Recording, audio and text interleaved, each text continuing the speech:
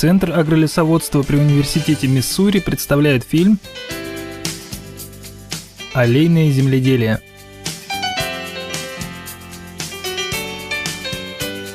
Представьте себе ферму, на которой деревья растут рядом со злаками, где они важны не меньше, чем однолетние культуры. Скажете, это невозможно? Возможно, при аллейном земледелии. При использовании этого вида агролесоводства деревья и однолетние культуры объединяют в одну плантацию для диверсификации источников дохода.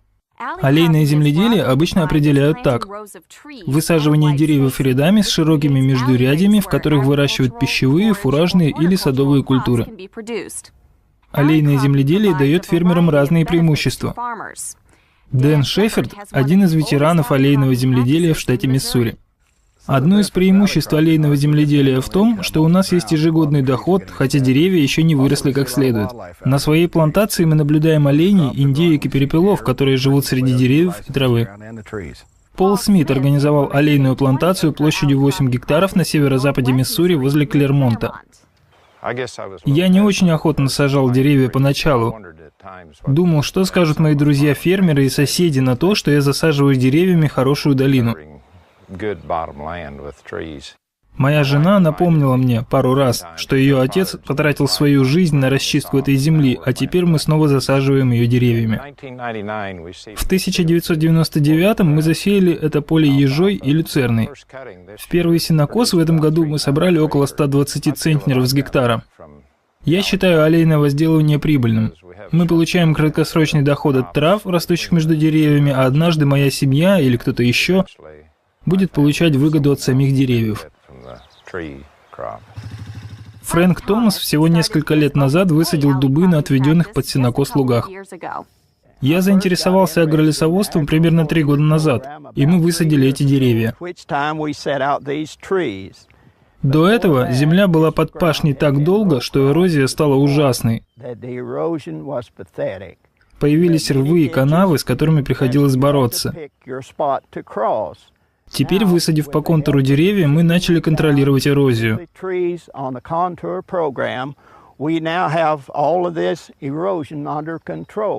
Я считаю, это всем выгодно. Я, как фермер, получаю сено с этой убитой земли, а мои дети и внуки получат прекрасную древесину и орехи, которые мы высадили.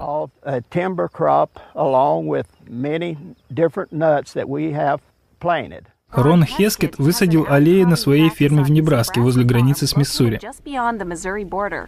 Мне всегда нравились деревья, и я искал что-то, что даст мне максимальный доход с гектара имеющейся земли. Поэтому весной 1993 года я вступил в ассоциацию производителей орехов Небраски. Там я узнал о методике прививания, которая видна здесь. Это прививка черенком. Это черный орех, который я посадил в 1997 году, 3 года назад. Мой севооборот состоит из кукурузы и сои. В один год сею кукурузу, в другой — сою. У меня 18 метров между рядами и 9 метров между деревьями в ряду. Моя главная цель — сбор орехов с деревьев. Поэтому, когда кроны деревьев начнут смыкаться, я удалю каждое второе дерево в ряду.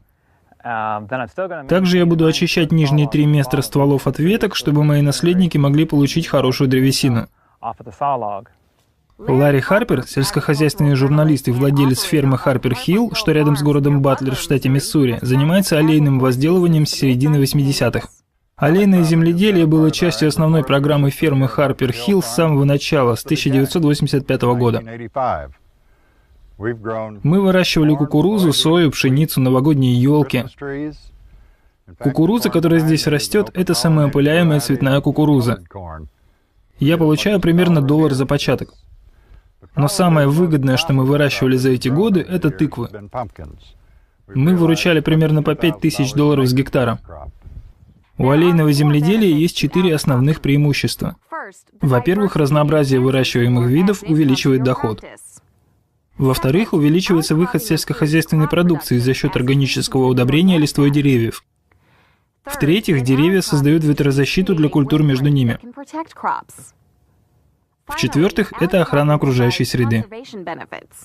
Чтобы получить все эти преимущества от аллейного земледелия, к делу нужно подходить с умом. Планирование аллей должно начинаться с определения основных производственных задач, определения расстояний между рядами, выбора направления рядов для эффективного использования солнечного света и создания плана обслуживания. Евгений Гарретт, директор Центра агролесоводства при Университете Миссури, общепризнанный лидер в разработке и внедрении агролесных проектов. Доктор Гарретт помогал фермерам Миссури внедрять аллейное земледелие более 20 лет. Аллейное земледелие начинается с постановки задачи. Создаете ли вы лесополе для выращивания древесины, орехов или других продуктов? Для контроля эрозии или для повышения разнообразия дикой фауны? От этого зависит весь дальнейший план организации аллей. Расстояние между рядами – самый главный фактор. Если вы думаете бороться с эрозией, то деревья в ряду следует сажать как можно плотнее для более быстрого эффекта.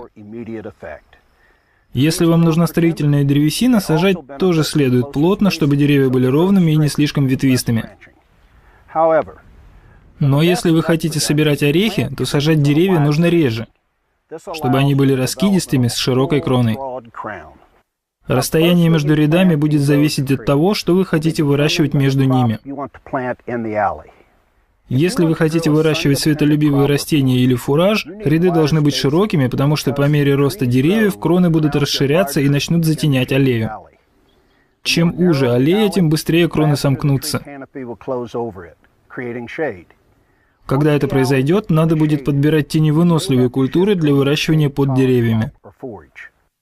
Ширина аллей также может зависеть от используемой техники. Вам понадобится проезжать туда-обратно на вашей технике вдоль рядов при посадке и сборе урожая. Например, если вы используете 4-метровую сеялку, расстояние между рядами должно быть кратно 4 метрам. Бывают аллеи шириной 15 и 18 метров при использовании крупной техники. Еще один важный фактор – это направление рядов. Как выбрать это направление? В нашем регионе для лучшего использования солнечного света лучше сажать с востока на запад.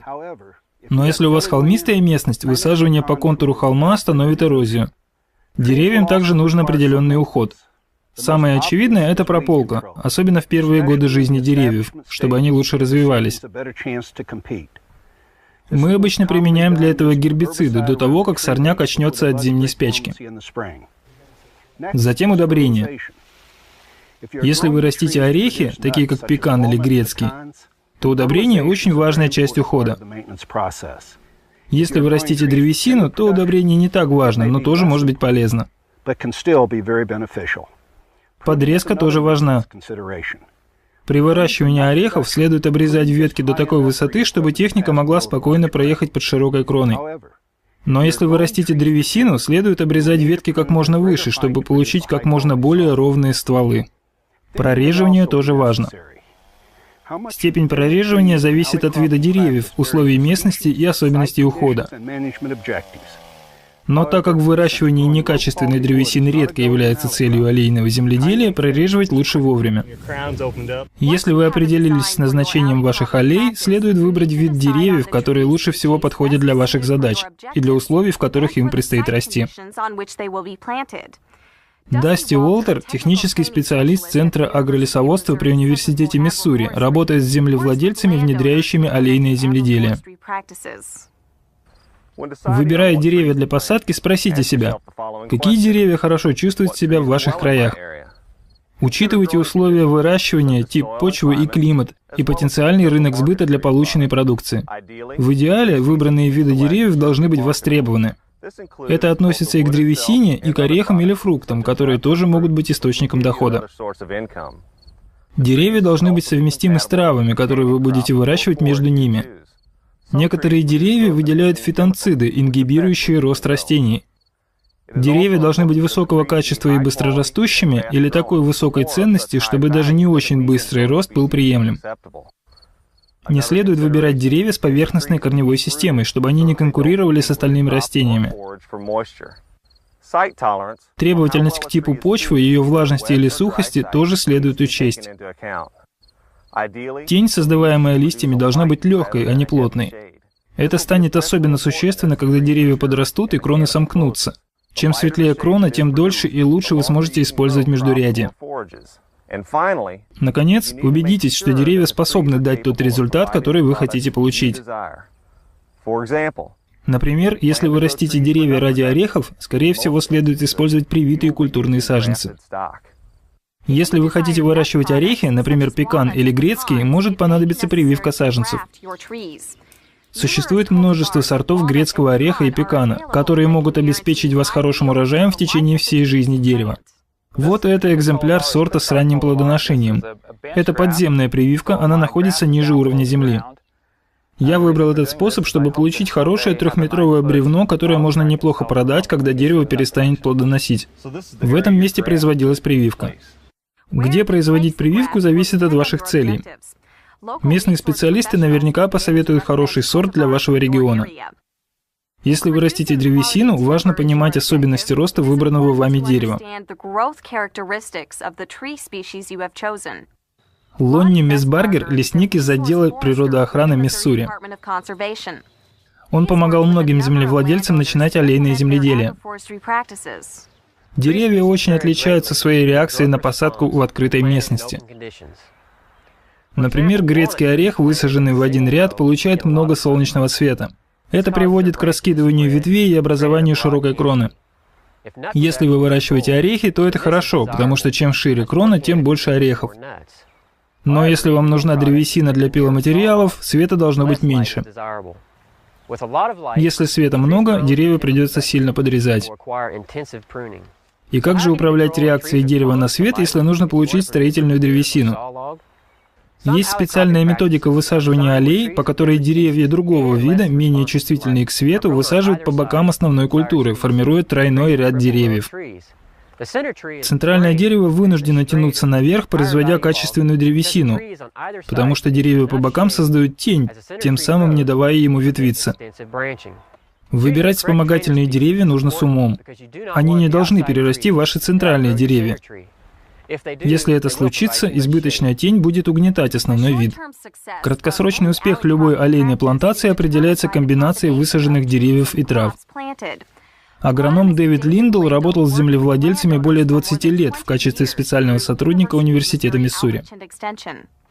Выбор деревьев-компаньонов зависит от выбранной основной культуры. Есть 5 основных групп трав, которые выращивают на аллейных плантациях. Первая – это пропашные культуры. Вторая – это фураж. Еще растят специальные или лекарственные растения. Возможно выращивание и садовых растений. Наконец, можно выращивать растения с большой биомассой. По мере роста деревьев на аллейной плантации будет увеличиваться тень от них. Скорость, с которой это происходит, зависит от расстояния между рядами. Со временем понадобится переход на более теневыносливые растения. Дэн Шеперд рассказывает о деревьях пекана, которые он с отцом высадил. 30 лет назад мы высадили сеянцы пекана в ряды на расстоянии 35 метров. Это дало нам возможность возделывать землю между ними. Мы успешно выращивали сою, пшеницу и кукурузу. Позже все деревья были привиты, и сейчас они уже взрослеют, кроны смыкаются. Теперь у нас готова мощная ореховая плантация. Есть множество комбинаций видов деревьев и вспомогательных культур, поэтому будет полезно обратиться к ближайшим специалистам по сельскому хозяйству, в органы природоохраны или лесничества, чтобы убедиться, что ваш план действительно приведет к улучшению ваших экономических показателей. Аллейное земледелие – это хорошая практика для фермеров, которые хотят диверсифицировать источники дохода и улучшить среду обитания. Скорый доход получают возделыванием земли между рядами деревьев. Позднее доход получают от древесины и плодов, полученных от деревьев. Есть и благоприятное влияние на окружающую среду. В общем, аллейное земледелие – это идеальное сочетание производительности и бережного отношения к природе. За дополнительной информацией обращайтесь в Оренбургский государственный аграрный университет. Этот фильм снят и профинансирован Центром агролесоводства Университета Миссури. На русский язык фильм переведен в «Экопоселение Чистое небо». Additional information is available from the National Agroforestry Center.